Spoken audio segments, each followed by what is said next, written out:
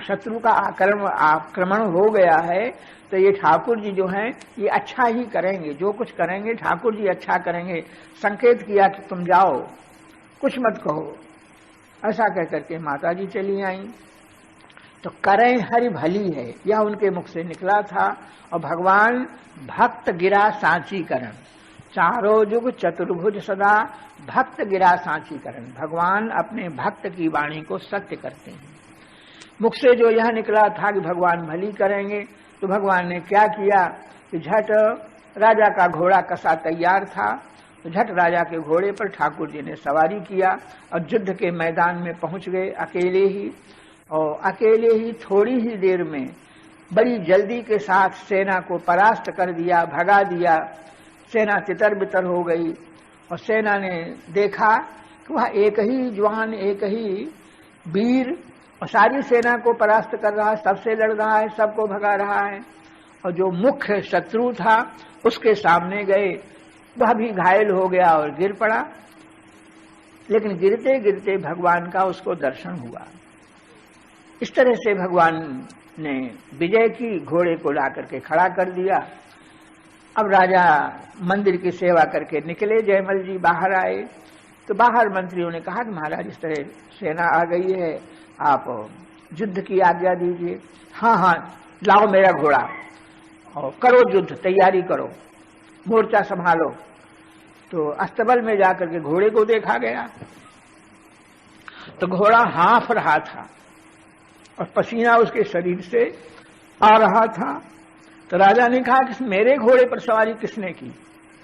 राजा के घोड़े पर दूसरा कोई सवारी नहीं कर सकता, मेरे घोड़े पर सवारी किसने की? तो सब लोगों ने कहा महाराज हम लोगों ने तो नहीं किया, जाने क्यों घोड़ा थका हुआ है, पसीना आ रहा है, तो दूसरा घोड़ा लाओ। दूसरा घोड़ा मंगा करके राजा घोड़े पर बैठ करके और मैदान में गए। वहां मोर्चे पर गए तो मोर्चा तो टूट चुका था, कितने लोग घायल होकर के गिर गए थे, कितने लोग भाग गए थे। और मुख्य शत्रु जो था उसके समीप जयमल जी पहुंचे, वो पड़ा हुआ था। तो उसने कहा, पूछा कि क्या कारण है, कैसे घायल पड़े हो? तो उसने कहा कुछ मत पूछो, अगर आप मेरे ऊपर कृपा करते हो तो मैं आपका शत्रु, धोखा देकर आक्रमण करके आपके राज्य पर, नगर पर अधिकार करना चाहता था। लेकिन एक ऐसा कोई सांवला सलोना वीर आया घोड़े पर बैठकर कि अकेले ही उसने सारी फौज को भगा दिया, मार दिया और हमको भी उसने घायल कर दिया। तो हमको आप बुला करके उस सिपाही का दर्शन करा दो, तुम्हारी फौज का जो सिपाही है उसको बुला लो, हम उसका दर्शन करना चाहते हैं, हमको दिखा दो। राजा समझ गए, घोड़ा थका हुआ हाँफता जो दिखाई पड़ता था उसका कारण यही है कि ठाकुर घोड़े पर सवार हुए और उन्होंने अकेले ही युद्ध करके सबको परास्त कर दिया, इसको घायल कर दिया। उसको घायल किया, भगवान ने दर्शन दिया। दर्शन इसलिए दिया कि वह शत्रु भाव से और जयमल का चिंतन करता था। मित्र भाव से भगवान का चिंतन करो तो भगवान कृपा करेंगे, यह तो ठीक है, लेकिन भक्त का चिंतन शत्रु भाव से करने पर भी और भगवान कृपा करते हैं। शत्रु भाव से चिंतन करता था बार बार, इसलिए भगवान ने उसको दर्शन दिया। शत्रु भाव से जयमल का चिंतन करता था। जयमल जी ने कहा उससे कि तोही को दिखाई देत मेरे तरसत नयन। वह सिपाही, उसने तुमको दर्शन दिया, तुम बड़े भारी भाग्यशाली हो, और मेरे तो नेत्र उसका दर्शन करने के लिए तरसते हैं। हमको तो अब दर्शन नहीं होता है, तुम बड़े भारी भाग्यशाली हो, तुमको उसका दर्शन हो गया। तब उसको मालूम पड़ा कि वो साक्षात भगवान थे। अरे ठीक कहते हो, भगवान ही थे, क्यों नहीं तो अकेले ही इतनी सेना को परास्त करना और हमारे मन को मोहित कर लेना, वे भगवान थे।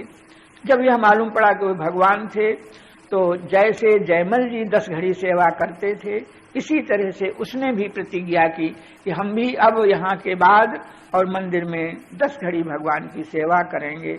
भगवान का दर्शन हो गया, भगवान की सेवा तो गई एक टेक। 10 घड़ी की सेवा को जयमल जी ने नहीं छोड़ा तो भगवान ने उनके बदले में आकर के युद्ध किया और शत्रु का भी कल्याण किया, उसे भी भगवान ने अपना भक्त बना दिया। तो गही एक टेक, भक्त जो है वह अपनी प्रतिज्ञा को न छोड़े। बिहार में एक बैजनाथ जी का मंदिर है। वैद्यनाथ 12 ज्योतिर्लिंगों में है, उनका मंदिर तो दूसरा है। और बिहार में बैजनाथ एक कहे जाते हैं, बड़ा प्राचीन मंदिर है, बहुत बड़ा मेला वहां होता है।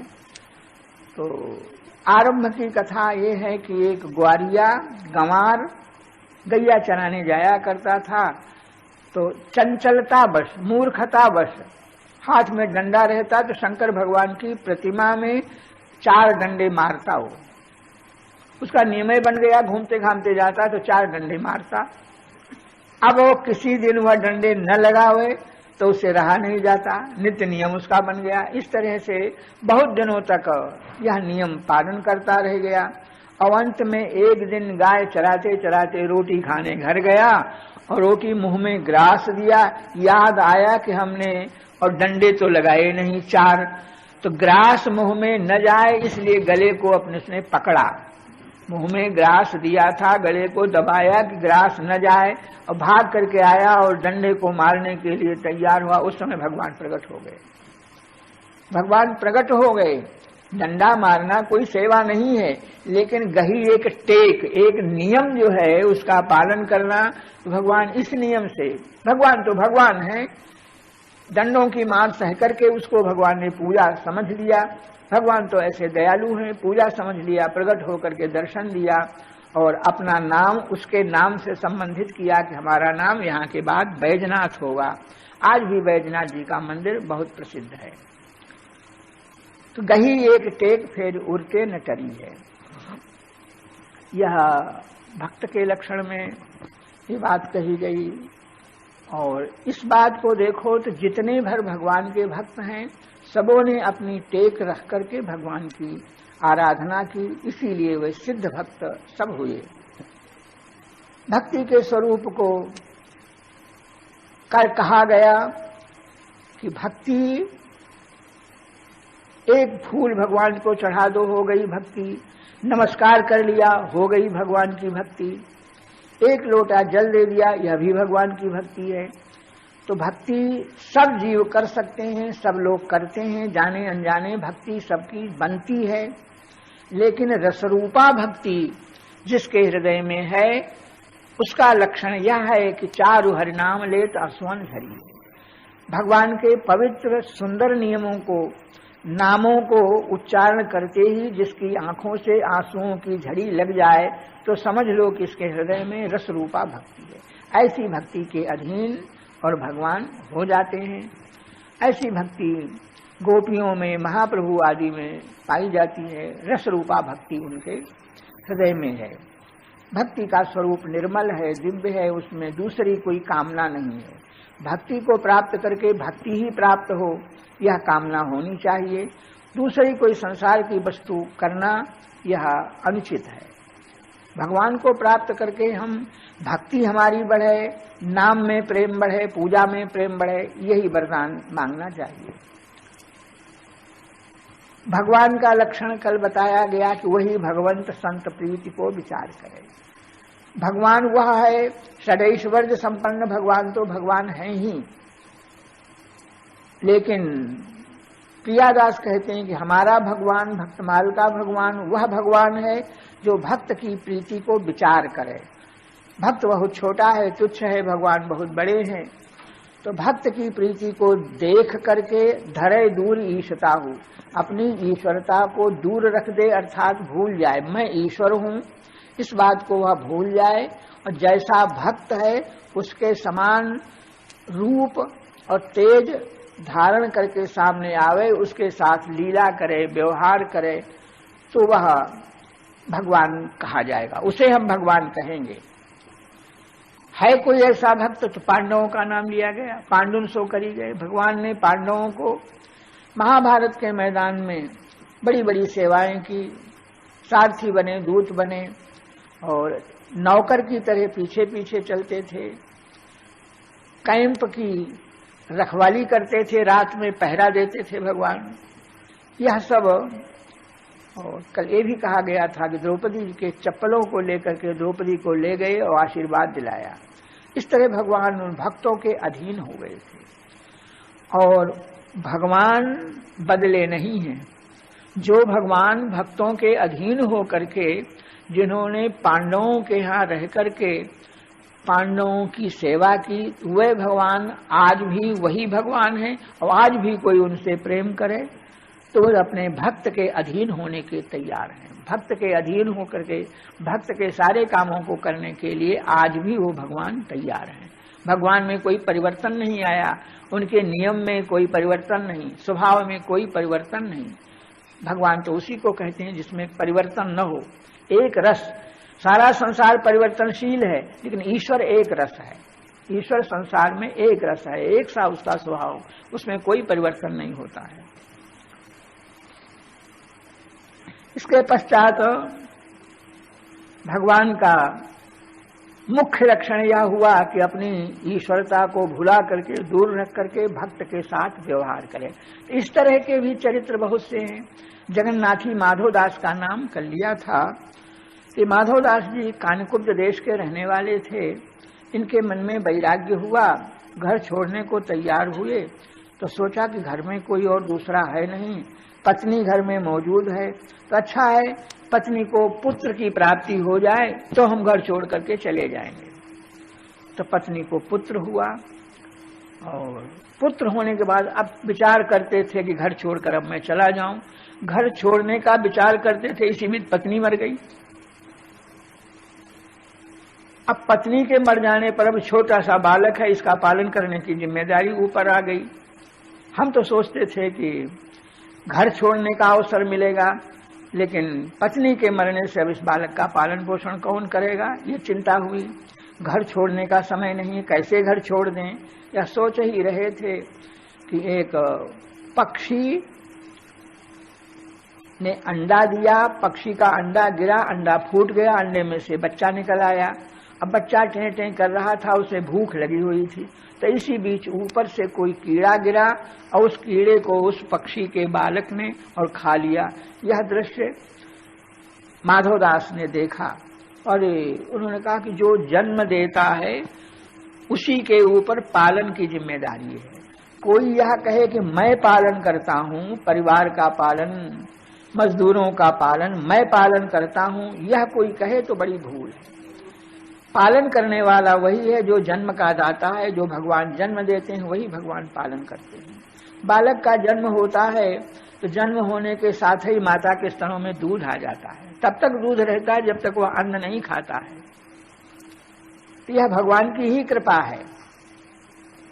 इसलिए सबका पालन पोषण करने वाले भगवान हैं। यह विचार करके उस नन्हे छोटे से बालक को छोड़ करके ही आप विरक्त हो गए। जगन्नाथ जी चले गए और जगन्नाथ जी में समुद्र के किनारे झोपड़ी बना करके रहने लग गए। 3 दिन बिना खाए पिए बीता। भगवान ने लक्ष्मी जी के द्वारा शयन भोग भेजा, आया, उसको उन्होंने खा लिया।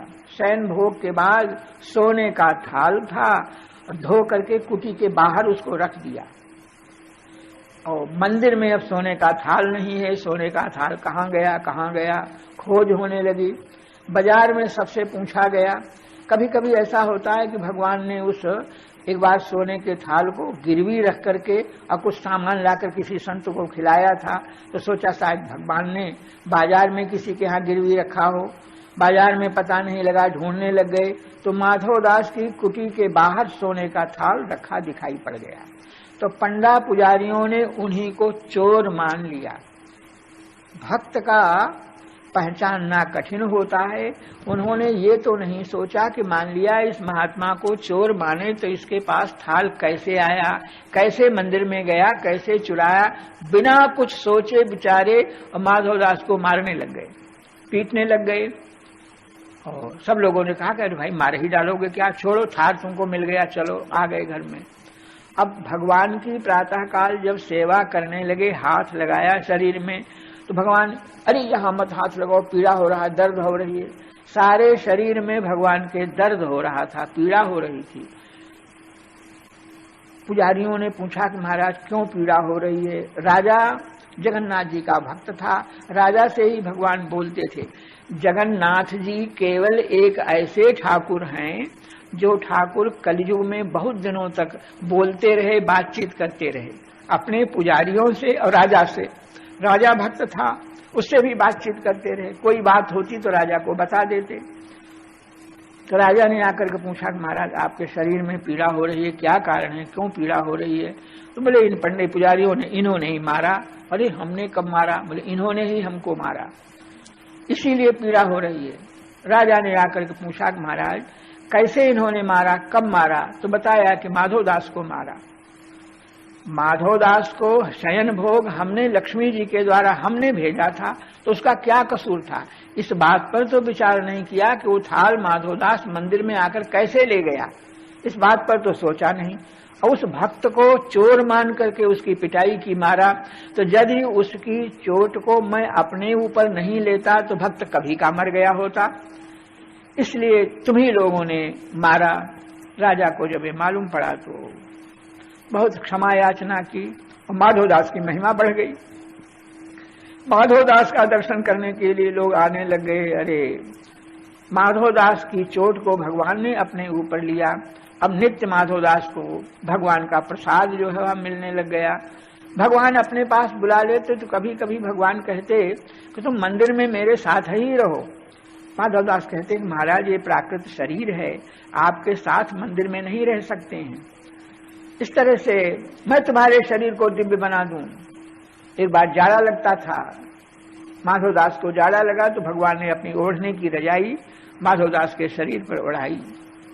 माधोदास इस तरह से भगवान के प्रिय भक्त हुए। एक बार माधोदास जो है वह उनके शरीर में अतिसार हो गया। अतिसार माने दस्त होने लग गई। दस्त से, उल्टी से सारी कुटी गंदी हो गई और व्याकुल हो गए। तो उस समय भगवान ने कोई दूसरे रूप से नहीं, भगवान ही रूप से अपने सुंदर दिव्य रूप धारण किए हुए माधोदास की कुटिया में आए और पानी ला ला करके उन्होंने धोना आरंभ कर दिया, उनके शरीर को धोना आरंभ किया, कुटिया को धोना आरंभ किया। तो ईश्वरता को दूर रख करके, अगर वो चाहते तो किसी दूसरे साधन से उनकी सेवा हो सकती थी, नहीं स्वयं शरीर से सेवा करने लगे। तो अब माधवदास जी ने देखा तो रोने लगे, महाराज ऐसा आप क्यों करते हो? भगवान ने कहा कि ये यथामाम प्रपद्यन्ते तांस तथैव भजाम्य हम, मेरी प्रतिज्ञा है जो जिस भाव से मेरा भजन करते हैं मैं भी उनका भजन करता हूँ। भक्त हमारा भजन करता है, मैं भक्त का भजन करता हूँ। और दूसरे कोई यह न कहे कि घर छोड़ करके चले आए, अब यहाँ कोई एक लोटा पानी देने वाला नहीं है, यह शिकायत किसी को न हो। तो जिसका कोई नहीं है, सब कुछ जिसने छोड़ दिया उसका मैं हूँ, मैं सेवा करता हूँ, इसलिए तुम्हारी सेवा कर रहा हूँ।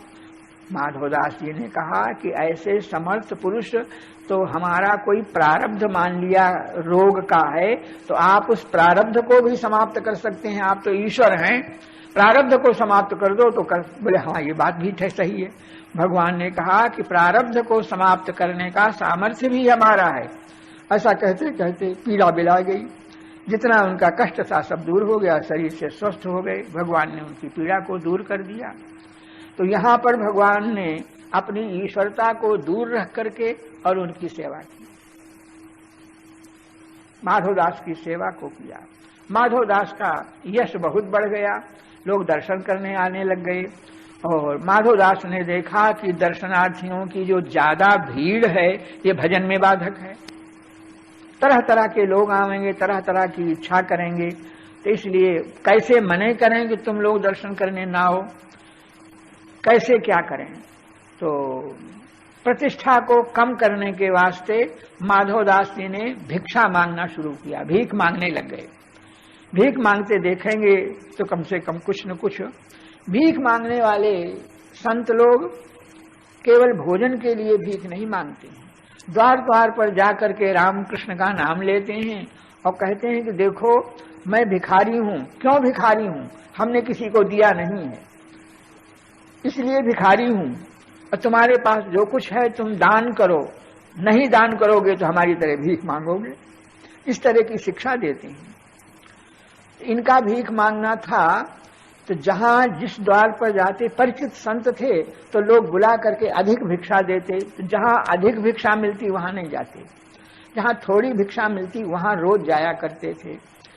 एक माताजी वृद्धा थीं, तो उनके द्वार पर जब जाते और सीताराम राधे श्याम कहते तो वह भीतर से गाली देना शुरू कर देती।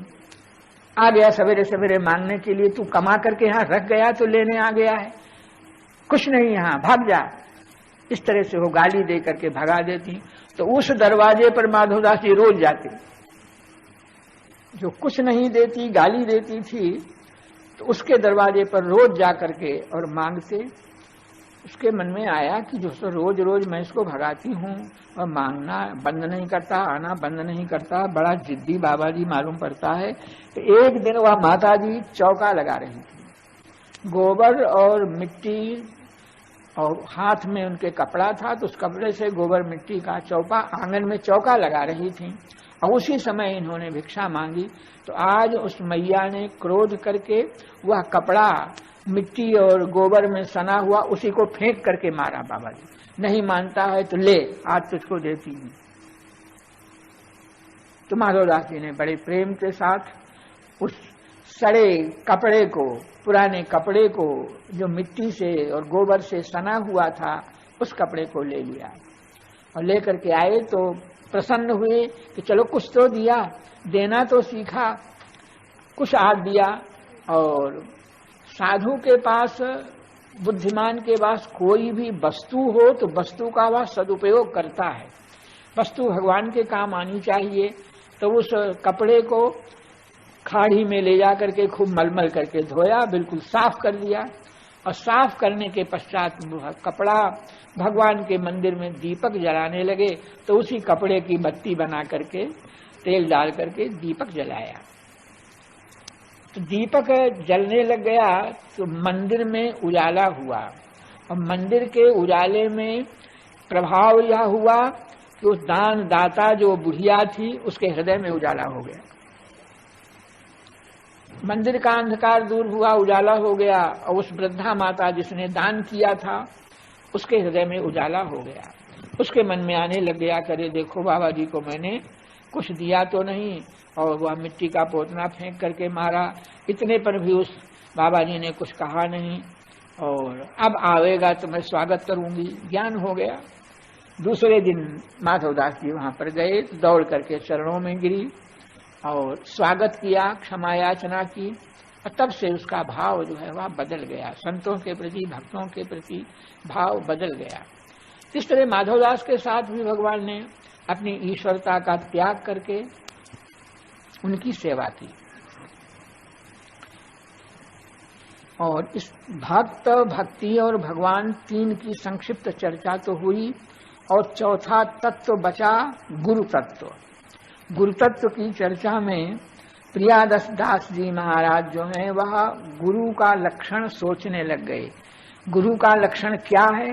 तो बार बार मन में विचार किया लेकिन लिखते नहीं बना, गुरु किसको कहें और गुरु का लक्षण क्या है, कुछ नहीं समझ में आया। तो प्रियादास जी ने कवित्त के चौथे चरण में गुरु गुरुताई की सच्चाई लय दिखाई, जहाँ गाई श्री पैहारी जू की रीति रंग भरी है। गुरु की जो गुरुता है, गुरु का जो गुरुत्व है, तो उसकी सच्चाई पैहारी श्री कृष्णदास में दिखाई पड़ती है। गुरु हो तो पैहारी कृष्णदास सरीखा हो, नारद का नाम नहीं लिया, नहीं तो दूसरी जगह भगवत रसिक ने गुरु नारद सो मिले, नारद श्रेष्ठ गुरु हैं, जिसके पीछे पड़ जाते हैं उसका कल्याण करते ही हैं।